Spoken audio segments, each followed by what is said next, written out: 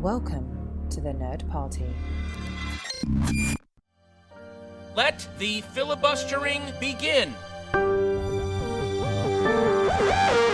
Welcome to Nerd Party.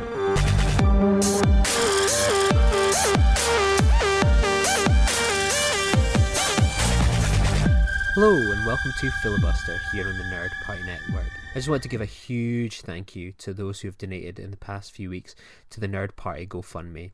You can find out more about that campaign on gofundme.com/the Nerd Party. Today I'm joined by Robert Hewitt Wolfe for a really exciting interview.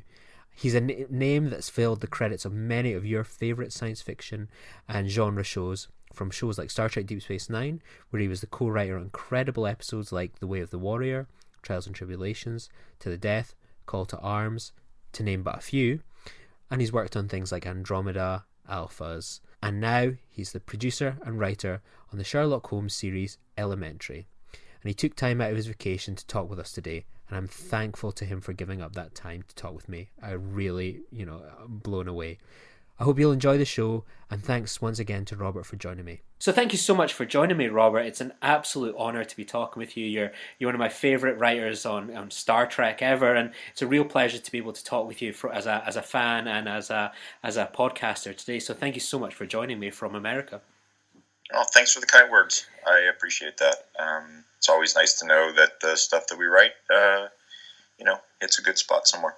Absolutely. I suppose the irony is I'm talking with you from kind of like about, a mile away from a Sherlock Holmes statue here in Edinburgh. So it seems that we were always maybe destined to talk to each other. I think I have seen that statue.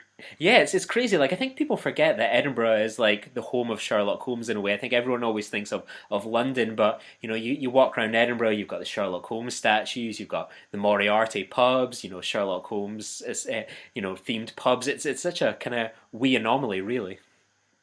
Well, because so much of it comes from Doyle's relationship with the professor at University of Edinburgh, right? Yeah. Whose name is escaping me right now.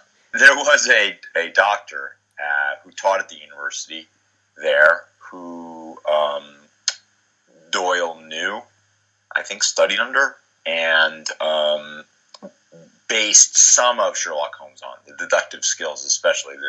This guy was a expert diagnostician and was able to deduce what someone's craft was from the calluses on their hands and things like that, and that was some of what inspired Doyle to write Holmes in the first place. That's amazing. So that kind of almost takes me perfectly on to sort of my first question. Is what kind of inspired you as a writer, sort of in your early days? What were the kind of the shows, the books that made you think, I want to take this as my career? I always have so much respect for kind of creative people that take a chance on something like that. Very early on, I was just a voracious reader, especially of genre fiction, Holmes, obviously, but also a lot of science fiction, young adult books, a lot of Heinlein and Lord of the Rings and The Hobbit, and I just was a consumer first, and then I started trying my hand at writing my own stuff when I was very young. I think I was 10 years old when I tried to write my first novel. It definitely spoke to me. I really never thought about writing television when I was young. I always really only thought about being a novelist. So that was really all I understood. My family wasn't in any way connected to Hollywood. We were, my dad was in the Army, my mom was a nurse. We moved around a lot. I mostly grew up in San Francisco. So the world of television was completely foreign to me. I remember writing I had an assignment, I think, in freshman English to talk about what my favorite television show was, and it was, at the time, it was MASH, which I think was in reruns at the time. And then, might have still been on the air. Jeez, it was a long time. I'm old. Anyway, so I wrote all about why I liked it, but I never mentioned the writing. And my English teacher at the time wrote a note on my essay saying, it's great writing. And I realized, television is written. So that was really the first time it even dawned on me. It was when I was a freshman. I'd already tried and failed to write 2 novels by then. I think I've just always been driven to create.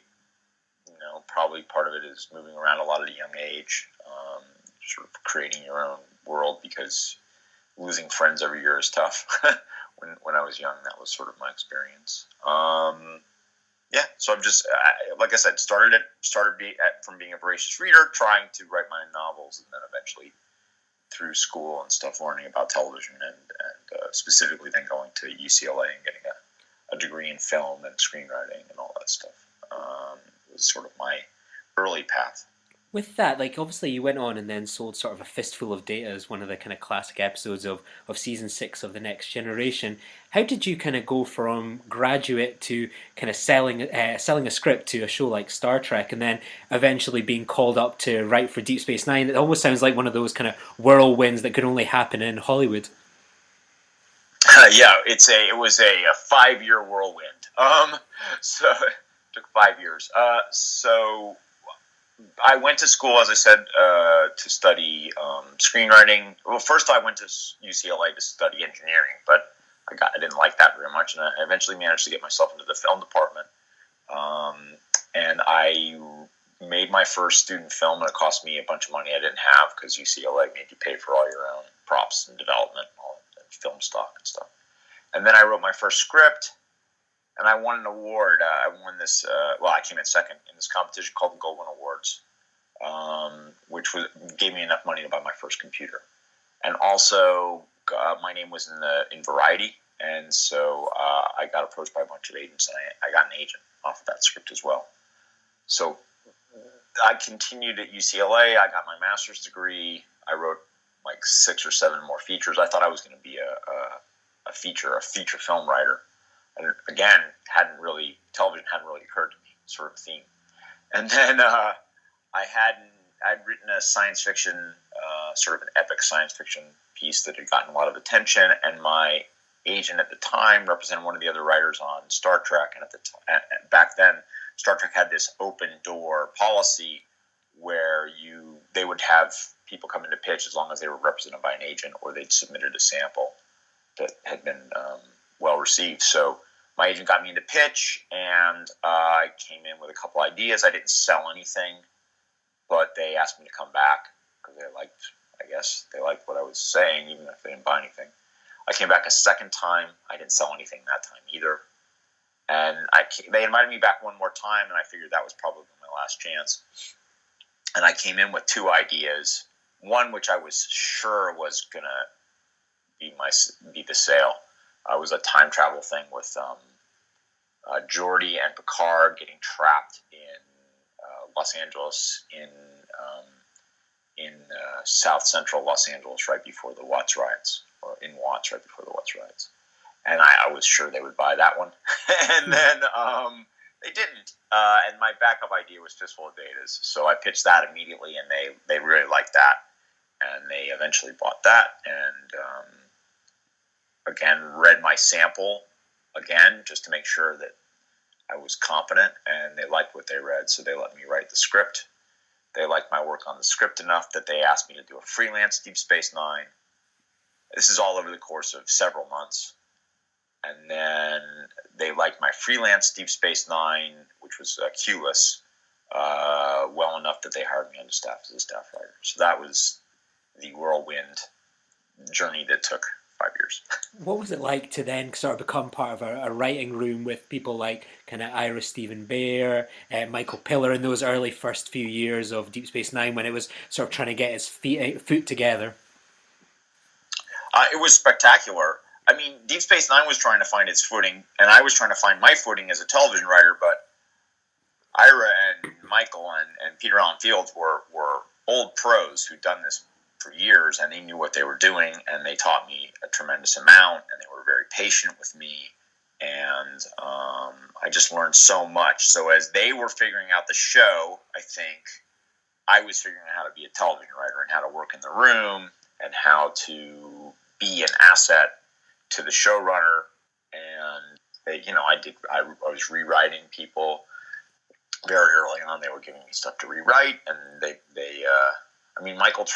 Michael, I must have been doing something right. I had a kind of rocky road there for a little while, because it's hard to figure out how to write for other people, how to capture their voices. I had no experience in doing that.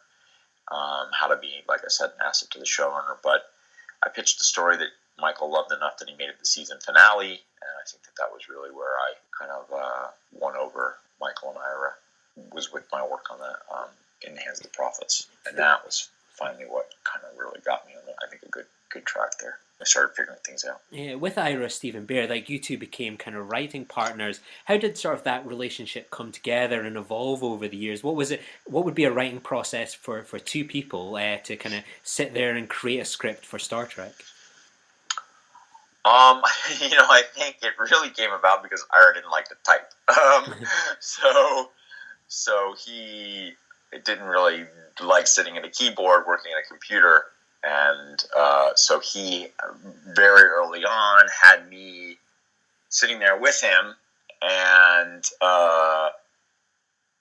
writing together, which, I mean, a lot of writing partners don't do that. What they do is they send pages back and forth between each other. They don't sit in the same room and talk through the scenes. But Ira really likes to work that way. So I was just very fortunate that he chose to do that with me a lot. Early on, and obviously that was not, an equal partnership. I was much more the student and learning as we went. But I think, the more we did it together, the more I sort of found my footing, and the more it became a partnership, and the more sort of I got to have a little more influence in what was on the page. The great thing was I was the one typing, so I could type whatever I wanted.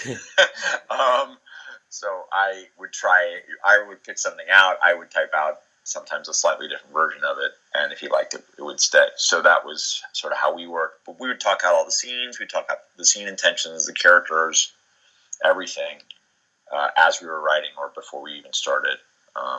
It's a tremendous experience. Ira is a spectacular writer, and there's really no one better to learn about writing in general and writing for television in particular than from him. What kind of thing what did you kind of learn from him, perhaps, that you've always taken away from those early days to now, that you think that's a really good piece of Ira Stephen Behr advice that you've ended up probably sharing with other writers? To try to build every scene from character is something that, I mean, you hear it a million times in screenwriting class and stuff like that, but really working with Ira showed me how to do that. I can't even really articulate specifics, but to really think about, what does this character want? What are they trying to achieve? What's the other character or characters in the scene? What's their perspective? Where are they coming from? What are they trying to achieve? How is that in conflict? How do you move through a scene? Each scene is a little play in and of itself, with a beginning, a middle, and an end. And Ira always was always still is very focused on making those approaches to the scenes organic, but also not repetitive, so that there's always something, so that from scene to scene, you're not just doing the same set of tricks over and over again. Yeah. With like you and Ira, whenever I saw like your two names like come up as written by or story by, I always considered you two sort of the big dogs of kind of episodes that you saw. If you saw those names, you thought, oh wow, something big is kicking off today, whether it was like the plot line kind of moving forward, a big introduction, a season finale, something like that. What was it kind of about you two that you sort of ended up being assigned these big episodes, whether it's the finales, the season openers, that you always seem to have this kind of recurring trend of being them, as you say, from sort of season one, when In the Hands of the Prophets was your kind of your pitch and it had got to that stage? Typically in a television show, the big episodes, like the finales, are written by the showrunner, the head writer. And Ira was the head writer as of the middle of season 2, because Michael went off to do Voyager. So it was really about, Ira was really the big dog, and I was his mini-me a little bit. So In the Hands of the Prophets was an anomaly. It just so happened that I pitched a story that Michael really liked and thought would make a great season finale. It wasn't a normal thing for a staff writer to write a season finale. It would just, and Michael did a lot of work on that script. He was the showrunner at the time, and so that was just happenstance in some ways. I just had the right story at the right time. subsequent to that, Ira was the showrunner, and I was his junior partner, and so he took on a lot of those bigger stories as showrunners do, and I had the benefit of sort of being along for the ride. With like your kind of body of episodes that you did, I think about 37 episodes of Deep Space Nine overall, and then you kind of look at the diversity of them, things like The Search, Way of the Warrior, Little Green Men, Trials and Tribble-ations, Call to Arms. Like, that's just a small sample, and like, I don't know if you ever read these lists where it's like top 10 Deep Space Nine, and pretty much like the whole list you could go, oh, that's a Robert Hewitt Wolfe episode, or he's contributed to that. When you look at those episodes as well, they're so diverse in terms of their comedies, their actions, their character pieces, and it's just such an incredible work. What kind of, when you think of episodes like, say, Way of the Warrior, that, for example, where you're tasked with introducing a new character into Deep Space Nine, what's your kind of process for going about that? Like bringing Worf, say, from Next Generation into Deep Space Nine, what are kind of the pressures of something like that compared to, say, a comedy episode? I think the truth is they're all hard. They're all hard in their own unique way. The big move episodes, it's really just all about finding an interesting place, a place from character to get into all of that. And, you know, we really came up, Ira really came up with the idea of bringing on Worf and bringing in the Klingons and making the Klingons antagonistic. And that was a natural place for Worf to be, as a character, torn between his two societies, which, you know, he fit really well in with the Deep Space Nine, you know, Island of Misfit Toys characters who all were sort of searching for their place in the universe in a way. Except maybe Dax. Dax knew her place in the universe. So yeah, just figuring out from character, why is this character here? How are they going to fit into our family? What journey are they going to take that's going to be unique to them? You know, what makes Deep Space Nine the right place for them to be, to grow as a person? That's sort of where we came at Way of the Warrior. All these big move ones, you know, a lot of times we had sort of a larger story goal to move our sort of mega story forward.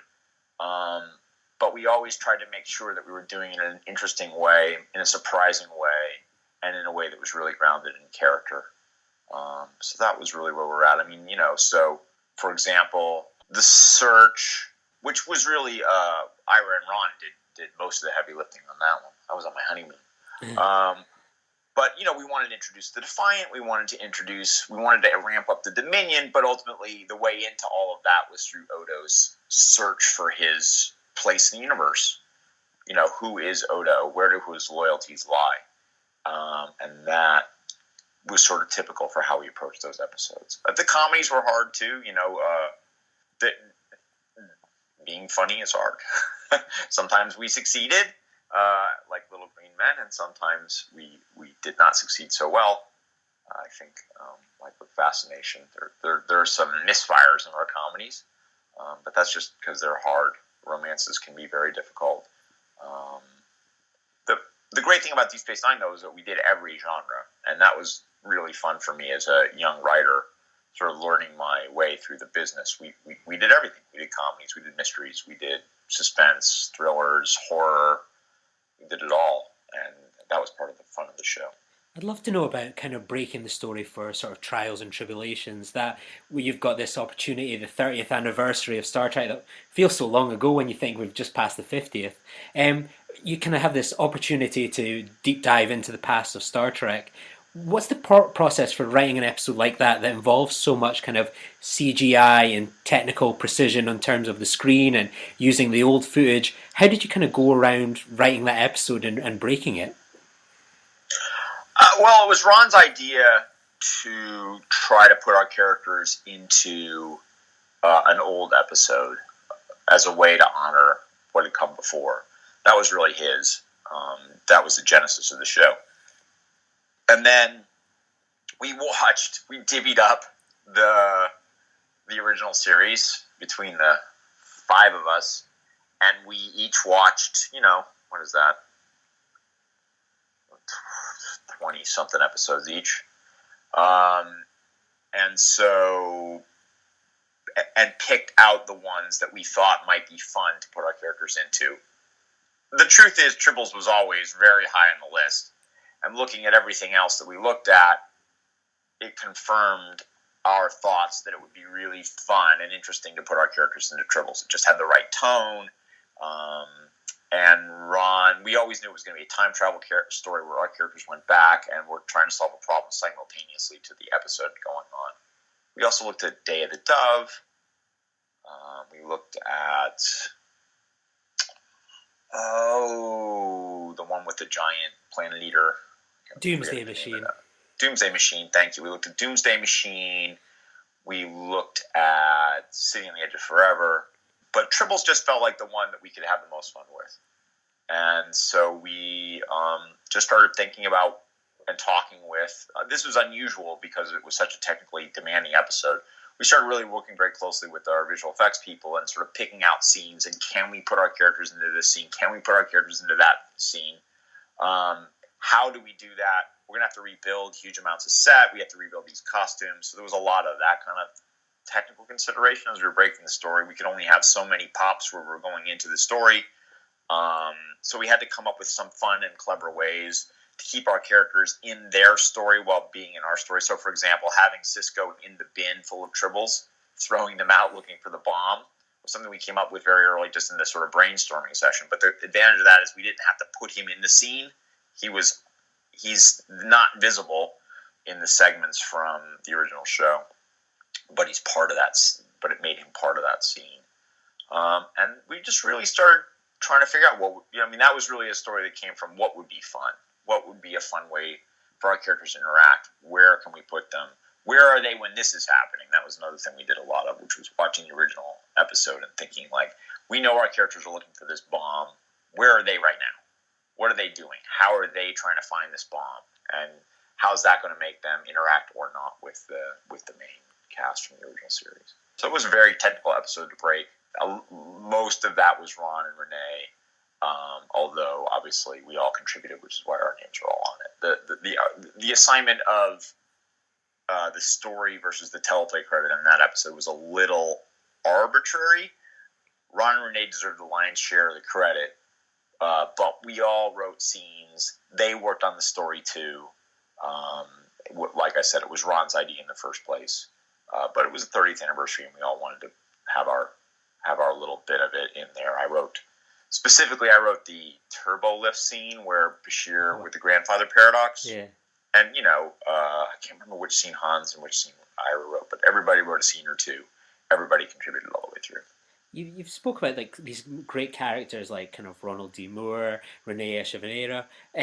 What was that kind of writer's room like on Deep Space Nine? It always strikes me whenever you watch the behind-the-scenes documentaries that it seemed like such an incredible group of people that all shared the same sort of vision about the type of quality of TV they wanted to make and really make groundbreaking TV. What was that like to be part of that room? I mean, it was spectacular. It remains one of the best professional experiences of my life. That was a room with, some very talented people, all of whom, have gone on to create and run their own shows, or had done it before.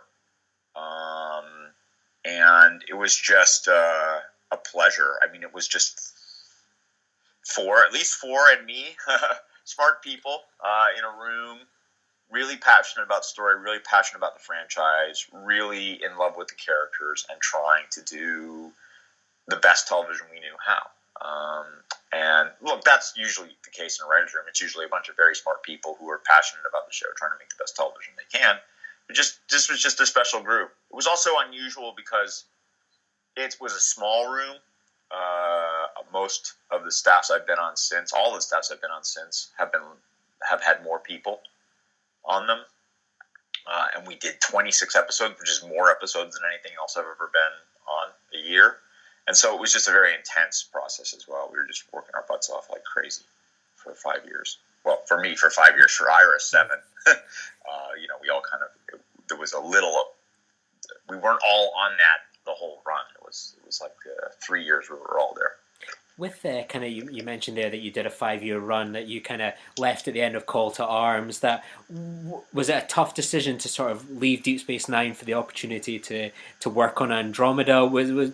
Did you kind of ever think, oh, I wish I'd stayed? Obviously, it kind of ended with this big kind of call to arms for this war. Do you ever think, oh, I wish I'd stayed and been involved in that? Or what was the kind of feelings like, kind of leaving this this place that had been such a home for 5 years? It was incredibly difficult. It was a very difficult decision. I didn't leave for Andromeda, actually. I left because I had a feature film that looked like it was going to go. And to be honest, I was really burnt out. I'd been there for 5 years, 26 episodes a year, and I was pretty tired, to be honest. But yeah, I've there's been a million times where I thought, oh, I should have stayed. It probably was for the best. I really was kind of worn down. Also, I needed to stretch a little bit in terms of doing my own stuff, running my own writer's room, which was something that, that was always going to be Ira's room. And I was the junior writer the entire 5 years I was there. I was the junior most writer. So it was, I thought, important at the time for me to try to grow as a writer and sort of take off the training wheels of being on Deep Space Nine in a way. But, it's a decision that was difficult at the time, and it's definitely a decision that I've, rethought over many times subsequently. It was such a great experience. It was so hard to leave. It was such a wonderful place to be. I learned so much, and I love all those guys. But at the time, it felt like it was important for me to move on. And it's probably still, even as I think back, it was probably still the right decision. Even though the movie didn't go, and then subsequently I got Andromeda, almost as Deep Space Nine was winding down, actually. With Andromeda, was it quite surreal to end up being on sort of another Gene Rodenberry style kind of production as a way? Was that sort of a quite a weird quirk of fate for you?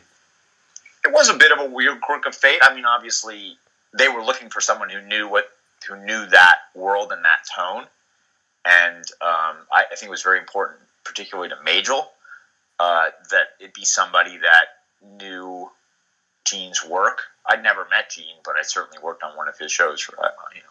I'd been on Star Trek for 5 years, so I knew sort of his aesthetic. But it wasn't omnipresent. I mean, really, it was my show. At least it was for the first 2 years. And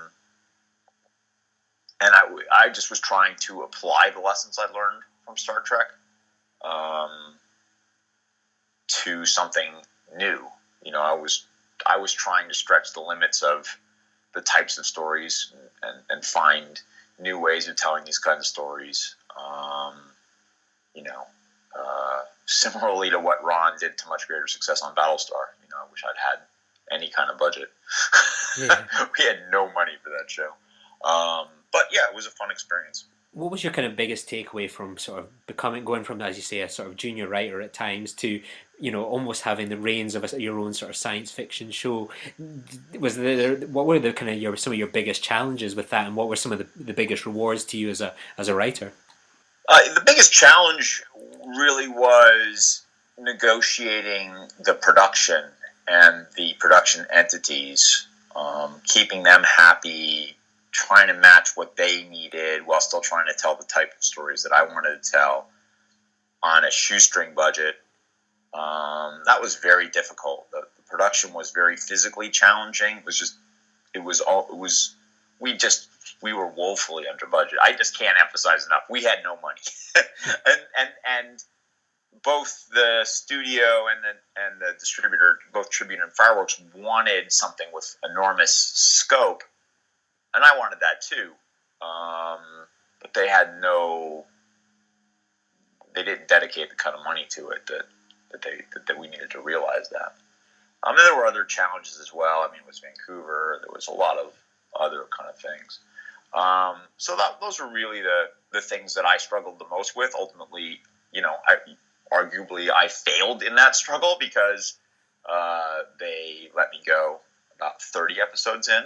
But I had been told that was typical of them. There was some financial considerations. It was actually beneficial to them financially to get rid of the creator of the show before the end of the second season, because there were certain things that kicked in and contractually that would have cost them more money. And I was told that they generally fired the showrunners in the first season. So made it about 20 more episodes than I expected. But so those were very real challenges. That's a whole that's not writing. That's a whole different part of being an executive producer on a television show. The things I really liked about it were I really enjoyed running my own room. I had great people working for me. I helped launch a couple careers on that show. Ashley Miller and Zach Stentz, who've gone on to do, they wrote the screenplay for the first Thor movie and X-Men First Class. And Derek Hughes, who was my writer's assistant on that show and has subsequently been on Flash and just started on Arrow. He's a co-EP now. So that was really satisfying and fun. We did try to tell really interesting science fiction stories for the time I was there. Yeah, and I think when you kind of then look at that sort of your post-Andromeda work that you continued sort of in the genre field with the 4400, Dresden Files, Alpha, you talked about kind of some of the challenges with things like budget with Andromeda. What science fiction and genre TV shows, for the most part, seem to sort of struggle to get more than a couple seasons these days, unless perhaps it's like a named show, for example. What do you think the big struggle is for sort of science fiction shows to endure through kind of a TV cycle without getting ended in its prime? Is it sort of mostly budget, or is it perhaps competition from things like Marvel and Star Wars and cinemas? Well, television shows in general are hard. I don't really think it's necessarily genre science fiction and fantasy shows in particular that struggle. Most shows don't get a second season. That's just, that's the nature of the business. A lot of shows now, things are changing a little bit, but even back in the day, the majority of shows failed after 1 year. So to have a show like Andromeda go for 5 years was pretty significant. It's at least successful. That was a successful run. But there are added pressures on genre shows. I think that the budget is one of them. Genre shows are expensive to produce, and therefore the ratings that you need to justify their existence tend to be higher. So you have a lot of times where you've got a show that if we're costing, half of what it cost, it would be economical to keep making it. But a genre show adds expense. You have to build all the sets. You have to create costumes. There, visual effects. There's just definitely, so the hurdle can be a little higher. Television is hard, though. It's hard for everyone. And then kind of, I suppose TV is hard. Before we kind of maybe go into how the challenges of sort of TV, that you've obviously subsequently taken up writing, that you've written this wonderfully reviewed book, The Goblin Crown, and you've got a sequel on the way for that. So in a way, it's got its second season. What inspired you to take up kind of literature and, focus on sort of the young adult market? Well, I've always wanted to write novels. I just always, that was my first, I guess, calling to write, was to try to write novels. At the time when I was attempting to write my first novels, I was a young adult, so I was writing for myself. So that was sort of it was a way to sort of recapture some of that initial passion for prose. Also, I just had an idea that I knew I could never sell any other way. It was just too ambitious to sell as a feature film. And so I was passionate about it, and I really wanted to do it, so I decided to do it as a novel. Also, when I wrote the first one, or started writing the first one, the Writers Guild was on strike, so I wasn't able to write television or film at the time. So I just took the opportunity to start working on this novel. But I do think that YA fantasy, young adult fantasy, is a very special genre. It's a great way to reach people. Young readers are certainly drawn to it, and it's just those kinds of books, when read at a young age, can have a big impact on people. You know, they can really move young readers and help sort of them figure out where they stand in the world and some of their worldview. I think that, you know, reading, for example, A Wizard of Earthsea or some of the Heinlein YAs or Lord of the Rings and The Hobbit, I think those were tremendously influential on me in a way that I don't think that necessarily adult books can hit the mind of grown-ups in the same way. You know, I think that the Harry Potter books have been tremendously influential on a whole generation of readers, and so have the Hunger Games books.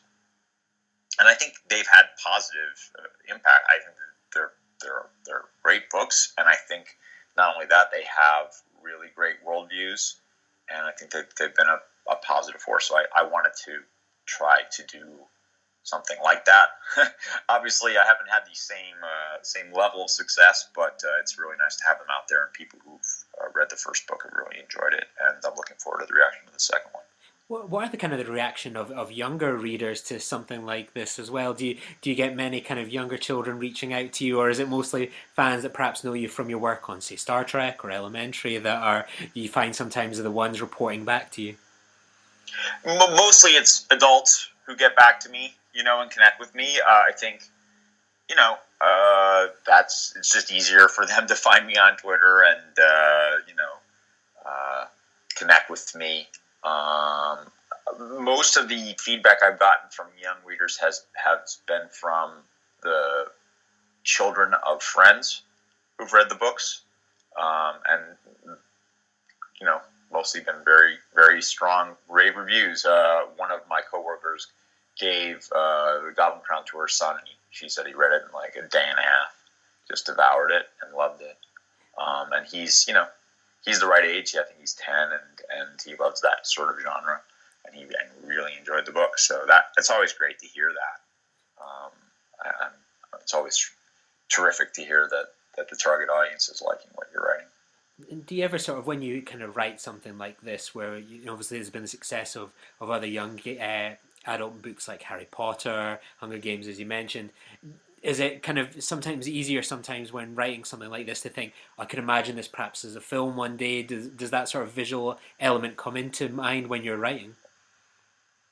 I try not to think about the film as I'm writing, like a film version, as I'm writing the books, because the books really need to work as a book. And if you're projecting the film in your head to a certain extent, you can trick yourself into thinking you might have communicated something that you haven't.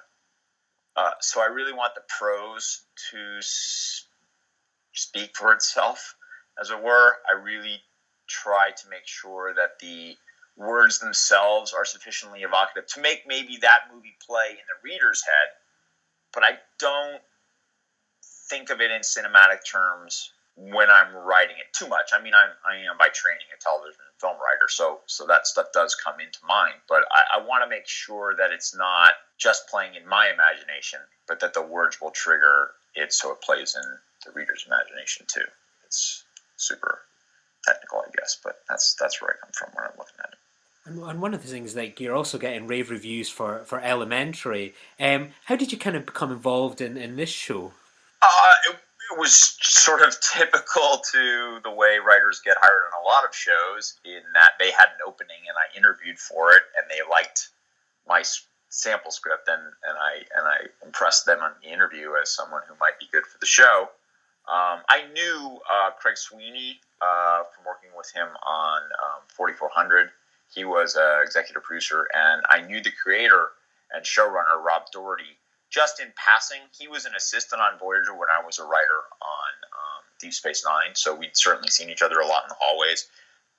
I hadn't really interacted a ton because we were on different shows and he had different responsibilities, but he at least knew enough about me that I was a familiar face, and I wasn't an a-hole to him. Which, always be good to everyone in this business. You never know who you're going to be sitting in front of a job interview. Not that you should need a self-serving reason to be a good person, but it does tend to help a little bit in television. It's a small town. So I walked in. It was a friendly room.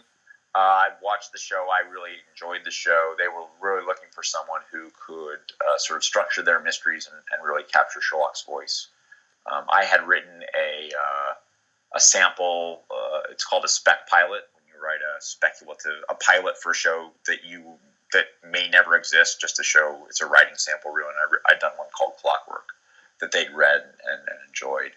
And we just talked a lot about the show and the mechanics of the show and structurally how it works. And I think they liked what they heard, and they hired me on, and I was able to do good work for them the first season. And Rob kept me on, and here it is 5 years later, and I've been on there for 100 episodes.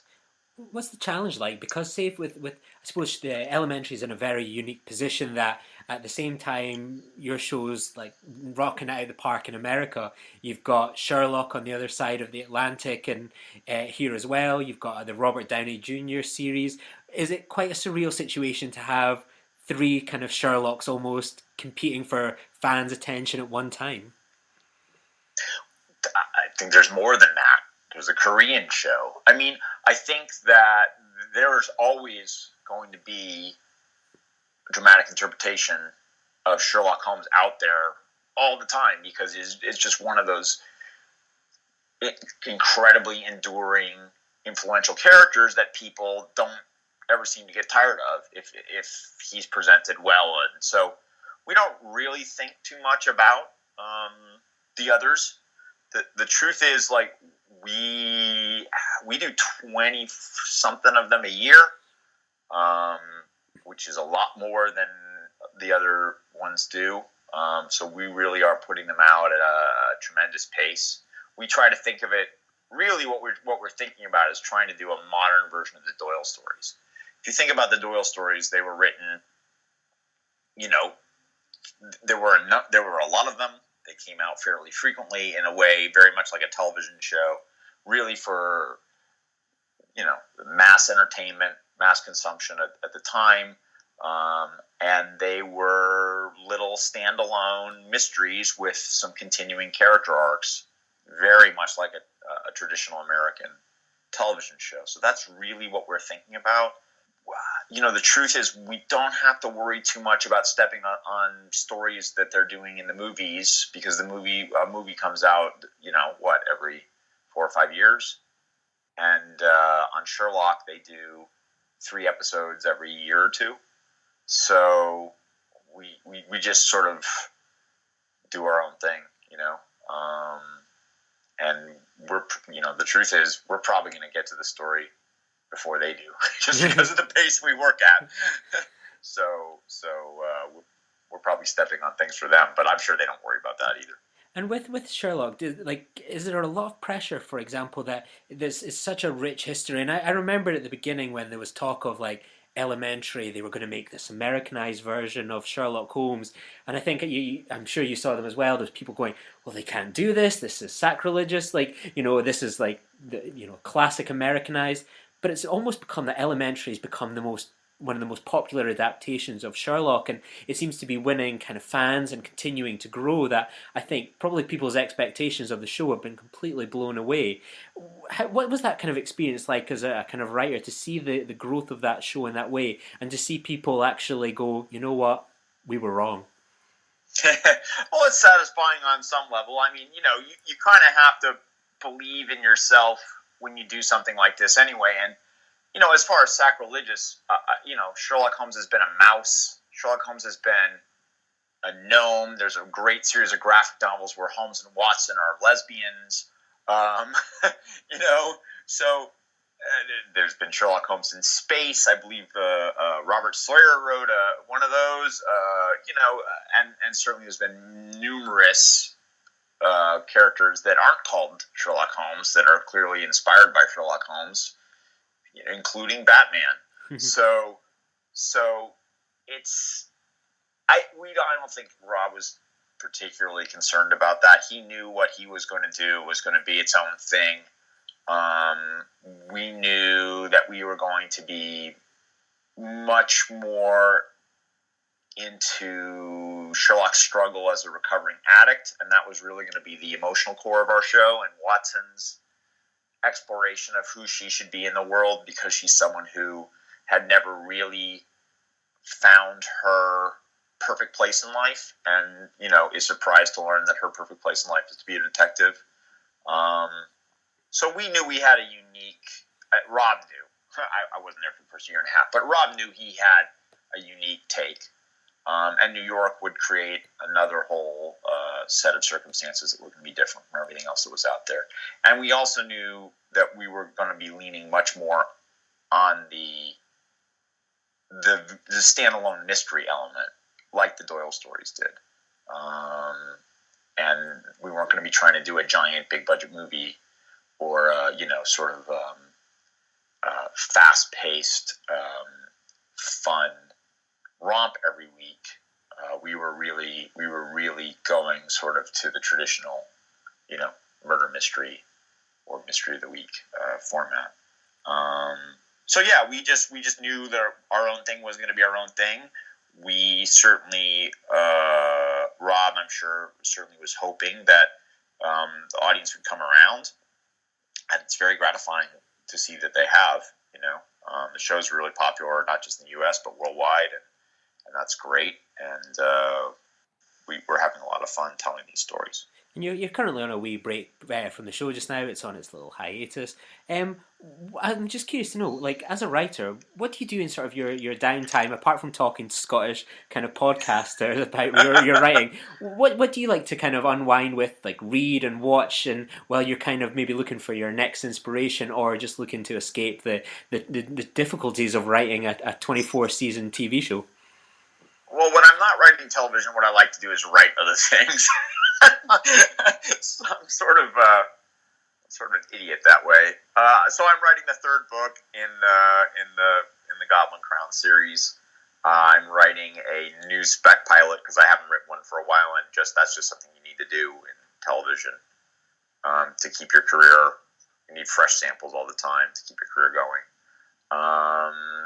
Also, I've been taking some time to catch up on a lot of shows I haven't seen. My wife and I took a little trip, which was great. Went to Japan, which was terrific. So we try to get away a little bit, refresh, renew, and then, inevitably I start writing on something again. That's what I do. And I think, I really want to say thank you so much for taking the time to talk with me today. And I love what you do on Twitter, and I think I've asked a few times where you when you get a spare 10-15 minutes that you throw open the doors and answer people's questions, and you speak so well about kind of writing and the process. It's really good to see kind of Twitter used for that kind of format, and I thank you for it. So if people wanted to kind of reach out to you and hear your advice, keep up to date with what you're doing, obviously books on the horizon, where would people be able to kind of find you online, Robert? Yeah, Twitter really is the best place if people want to interact with me. I've done everything over the years. I started on the Usenet boards for Star Trek. There were a couple of dedicated websites for Andromeda. But Twitter is really, I think, the easiest way these days, at least for me, to interact with people. It lends itself well to sort of question and answer stuff. It's like, the micro-blogging of it all, I think, is usually pretty good. It makes things sort of pithy so people don't have to wade through a giant article. And if they have a question, usually I can just answer it pretty quickly and easily. So that's probably the best place. It's nothing earth-shattering, but yeah, that is the place where I'm the most accessible. Thank you so much again, Robert. It's been a real pleasure to talk to a big dog like yourself today, and it's been such an insight to find out about your creative process, and it means so much. I grew up watching your shows, and then to see you in documentaries speak so well about writing. It's been a real pleasure to actually do it face to face today. So thank you so much. My pleasure. I enjoy talking about writing, so it is my passion. And so it's always fun to talk about. Join the revolution. Join the Nerd Party. Welcome to Nerd Party.